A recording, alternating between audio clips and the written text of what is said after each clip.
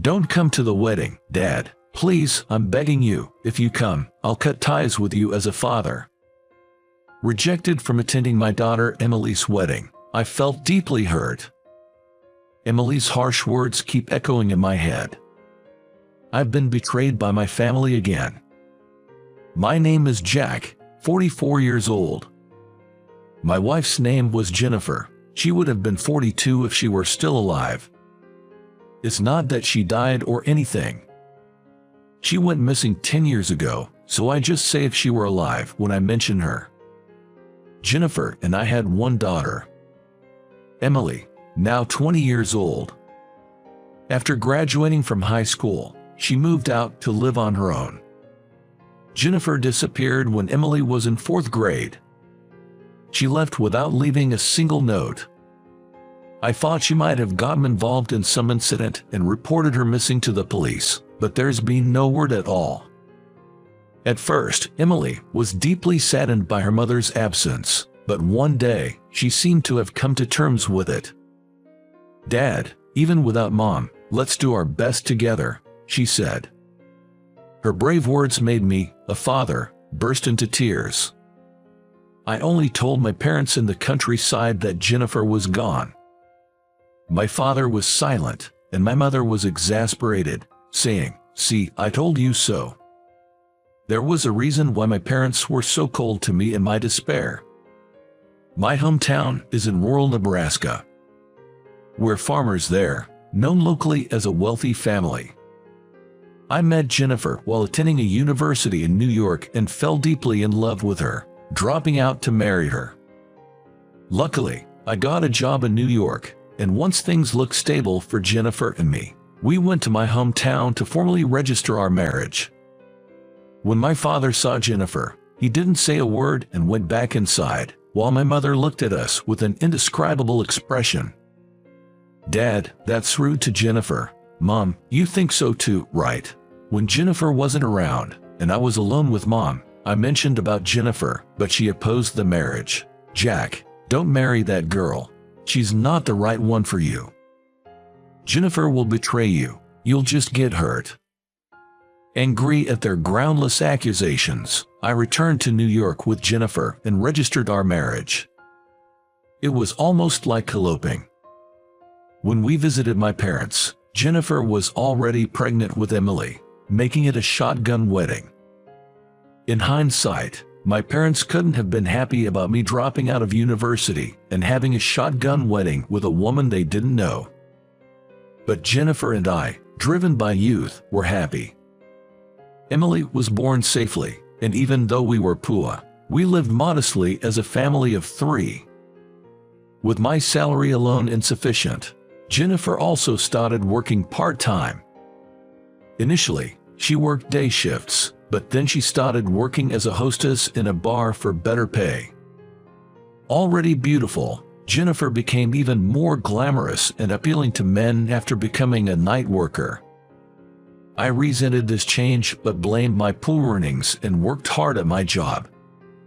Emily, growing up and attending kindergarten and then elementary school, seemed to realize our family was different. Still, I desperately wanted to protect our 3-person family. Feeling betrayed by my parents who opposed our marriage, I couldn't let go of that resentment. Then, Jennifer disappeared. After she was gone, I did everything to raise Emily on my own. I couldn't leave young Emily alone, so I avoided overtime and working on holidays as much as possible. The company sympathized with me, but they weren't a charity. Unable to comply with the company's demands, they eventually suggested I resign voluntarily. As a 34-year-old single father, I couldn't afford to leave my job. Who would hire a middle-aged man with a child? Despite my resistance, I was laid off under the guise of downsizing. This feels just like a movie I saw on TV a long time ago. Sitting in the park during the day, opening a can of beer, I grumbled to myself. The movie, starring Dustin Hoffman, was about a man whose wife left him, raising their child alone, and then losing his job. The ending, if I remember correctly. Was it that the wife who ran away remarried, taking the son away from the protagonist? Shaking off these unpleasant thoughts, I started looking for a job again. Despite being laid off, as the saying goes, when one door closes, another opens, and I found a new job 2 months later. It was a smaller company with a lower salary. But it was better than being unemployed, so I endured, working every day even though I was often yelled at by my younger colleagues. Back when Jennifer was around, she made good money as a hostess, allowing Emily to live quite lavishly, but after she started living with me, we had to live frugally. Becoming poor and being teased about it at school, Emily began to rebel against me. "Dad, why are we so poor? It's embarrassing. I don't even want to go to school." I comforted and persuaded Emily, who was in tears, to go to school somehow. But one day, after seeing how tired I was from work and yet still trying hard, Emily stopped rebelling against me. "Let's do our best, even without Mom." Her bright attitude was a saving grace for me. The neighbors, perhaps feeling sympathetic towards a father and daughter living alone, took care of us in various ways. Whether it was dinner or clothes for Emily, some people were kind enough to help. One of them was a woman named Ashley, who lived in the same apartment. She was the same age as me, 34, single, and worked at a government office. By a strange twist of fate, her father was from Nebraska, just like me, and he was a senior in middle school to my father.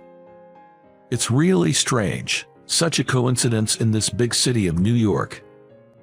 Ashley said, and took care of Emily without asking for anything in return. It's embarrassing to say, but Emily is a girl. Naturally, there are things about girls' underwear that a man wouldn't understand. When I confided this to Ashley, she laughed and said, "It's okay, it must be hard for a man," and kindly gave advice. What surprised me the most was when Ashley mentioned that they went shopping for Emily's bra. I was so surprised I asked Ashley, "Has Emily grown up that much?" And she casually replied, "Yes." The growth of a girl is fast, Jack. You might become a grandfather before you know it. Ashley laughed as she said this, and I jokingly replied, "Please, don't scare me like that." I truly believed Emily was growing up bright and honest. But there was one time when Emily really shocked me. It was when she was in middle school. We were barely making ends meet, and I was struggling to gather enough money for Emily's school trip, considering pawning the wedding ring I had with Jennifer. When I was deep in thought, Emily came up and asked me what was wrong. Not wanting to burden Emily with unnecessary worries, I simply told her that I was considering pawning our wedding ring. I thought she would object, but her response was unexpected. "Why not pawn it?" Shocked, I explained it was a memento of her mother and me, and Emily picked up the ring and asked, "What is this, Dad?" I said it was a ring filled with memories of her mother, and Emily replied, "No, it's just an object. Objects can all be turned into money." Her harsh view left me speechless, and realizing my reaction, she smiled and said, "You're right. It's a ring filled with memories of Mom, so we should treasure it." Emily's smile reminded me of Jennifer's. When Emily started high school, she expressed a desire to get a part-time job. Apparently, she wanted to help with our household finances. As her father, I wanted Emily to focus on her studies and extracurricular activities. I never imagined asking my daughter, in the prime of her youth, to help support our family financially. Yet Emily insisted on getting a part-time job. When I asked if there was something she wanted to buy, she bravely answered that there wasn't anything in particular. She just wanted to help with the household expenses. I allowed Emily to take a part-time job on the condition that she continued to excel in her studies. "Thank you, Dad," she said, hugging me. It had been years since she had done that, and I felt a bit of unease. True to her promise, Emily was an honor student at school, and she worked part-time whenever she had free time. It seems she was working as a waitress at a family restaurant. As a high schooler, Emily, who resembled her mother Jennifer, began to exude an adult allure. She learned to apply makeup and slowly started dressing more flamboyantly, which led me to express my concerns. I was worried because it reminded me of how Jennifer gradually transformed into a nighttime entertainer. Emily listened to me and stopped wearing heavy makeup and flashy fashion, which relieved me, but I still had some doubts. It was because of the perfume she wore. The same scent Jennifer used to wear. I wondered if she was changing her clothes and doing her makeup outside the house. Even if she changed before coming home, the perfume scent would linger. I felt betrayed by my own family. There should be no lies within a family. Family members must trust each other. Thus, I dismissed my suspicions about Emily. The time I spent with Emily gradually decreased. Emily spent her holidays immersed in part-time work. I felt a touch of loneliness as she was even away from home during Christmas and New Year's. When I confided this to Ashley, she comforted me, saying, "She's a girl. She has her social life, but Emily is a good girl." Being a father can be lonely. I thought all I could do for my only family, Emily, was to leave her as much money as possible after I'm gone. So, I put more effort into my work. Emily graduated from high school without any trouble. I encouraged her to pursue higher education, but she gently declined, saying it wasn't necessary. I truly felt like an inadequate father. Emily got a job as an office worker at a small company. Although it was a small company, it was part of a well-known corporate group, making it quite an achievement for a high school graduate to get a job there. People asked if I had connections, but being without any, I could only say we were lucky. Emily started living alone in an apartment close to her workplace. I asked to visit once, but she refused. I figured she didn't want her father invading her territory. Living alone in my apartment, I led a solitary life. All I could think about was how to leave as much money as possible for Emily. Then, one day, I received a text from Emily. She had found someone she loved and was going to get married. That was all it said. Shocked, I called her, and she confirmed what was in the text. I bombarded her with questions. What kind of man is he? I'd like to meet him. What about the wedding? Her answers were evasive. He's a good person, so don't worry. The wedding will be simple. You don't need to come. I insisted, but the groom's family will be there, right? They might find it strange if I'm not there. I should attend the wedding. To this, Emily started to get irritated. Anyway, Dad, don't come to the wedding. I'm begging you. If you do, I'll cut ties with you as a parent and child. Emily said that and hung up the phone. I was confused but had no choice but to accept it. Noticing my dejected state, Ashley, aware of my distress, urged me to talk about it. Unable to do so, the day of the wedding arrived. Despite being told not to attend, I still wanted to sneak a glimpse of Emily's groom, so I secretly made my way to the wedding venue. I learned of the venue due to a mix-up, receiving a call from the venue staff. As I peeked into the hall, I saw Emily, dressed in a pure white wedding gown, happily talking with a tall, gentle-looking young man. That must be the man who would become Emily's husband. He seemed sincere and trustworthy. I felt relieved. Suddenly, Emily turned and beckoned someone. A man and woman of the same age as me appeared. It was the missing Jennifer, and a man I didn't recognize. Why is Jennifer here? Who is the man beside her? And why is Emily behaving as if it's normal for Jennifer to be here? Questions flooded my mind. Hiding behind a pillar, I strained my ears and heard Emily's voice. This is my mom, and this is my dad. Look, she is beautiful, isn't she? Yeah, I am surprised. Your mom, sure, but what does your dad do? My dad. He works for a major corporation, an elite just like you. A major corporation elite. I was toiling away in a small, nameless company. Then Jennifer spoke.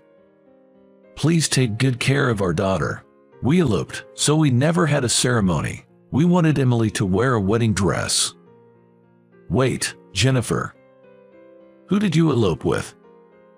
Me or that man? I finally began to grasp the situation. So that's how it was. Don't come to the wedding, Dad. I'll cut ties if you do. Being refused to attend my daughter Emily's wedding ceremony. Her cold words echoed repeatedly in my mind. I was betrayed by my family again. Jennifer didn't just disappear. From the words about eloping with a husband, it became clear to me that Jennifer had run away with her lover. Emily's sudden change of mood, the day she became resolute, must have been because she was in contact with Jennifer. And I was deceived all this time. Just like the ending of that Dustin Hoffman movie I saw long ago. I decided to approach Jennifer and Emily for a final goodbye. Congratulations on your wedding, Emily. I won't see you again. Jennifer and Emily froze upon seeing me. And Jennifer's affair partner. Emily, who is this? He looks like you. Emily's soon-to-be husband asked curiously. How should I put it? Kind of like the difference between a new laptop and an old laptop, you know. Inside, I retorted at her analogy, but Jennifer looked resolved. Long time no see, Jack. I hear you're still poor. Emily told me. She mocked me. Emily joined in. I've been patient, but I'll say it now. I hate being poor. I was ridiculed at school for it, so I went along with Mom's plan. Dad, or should I say, former dad, came from a wealthy family. I'm waiting for the day a huge inheritance falls into my lap. To me, you are nothing more than that. In contrast, my new dad is wealthy. I love him. He gave me lots of presents for my birthday and Christmas. His connections got me my current job. I felt nothing upon hearing this. All I thought was not to leave her a single penny of my assets. In the silence, a man yelled out, Emily, what do you think parents are for? It was Emily's would-be husband. My family was poor too, raised by a single dad. I never resented him. He loved me, and you're here saying you hate being poor and love the wealthy. That's the lowest. I won't marry you. He left after his declaration. Jennifer and Emily panicked. Jennifer ran after Emily's former fiancé. Emily came to me, sorry, it was just a joke. Let's make up. Our family feud ends here. She continued her pleas. Hey, Dad, go calm him down, please. I ignored her. I had an important business meeting to attend. Outside the venue, a luxury car was parked, and Ashley said from inside, Is the greeting done, boss? It's almost time. I just said I understood and got into the car. Emily looked puzzled and asked me what it meant. I explained the situation. Thinking to leave as much money as possible for Emily, I reconciled with my parents after she left home. And I had to ask my parents for a favor, to help me start up a company. After you left, Ashley and I started dating. Ashley used to be an illustrator as a hobby, so we set up an advertising company together. I'm the president, and she draws. It was a huge hit, especially with corporations. In just 2 years, we experienced rapid growth. Now, our annual turnover has reached $1 million. Emily's eyes widened. In a completely different tone, she said with a coquettish voice, Oh, why didn't you tell me sooner? So, I'm a president's daughter now, Daddy. I love you. Emily contorted her body. It was the first time I found my own daughter repulsive.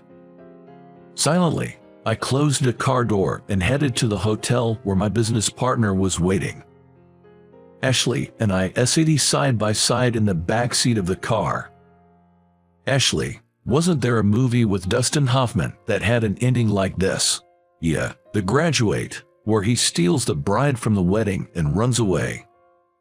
Kramer versus Kramer, and now The Graduate. Seems I have a connection with Dustin Hoffman, I said with a wry smile. Half a year later, after all these events, Jennifer and Emily wanted to meet. I refused, but they came to the company, and I couldn't escape.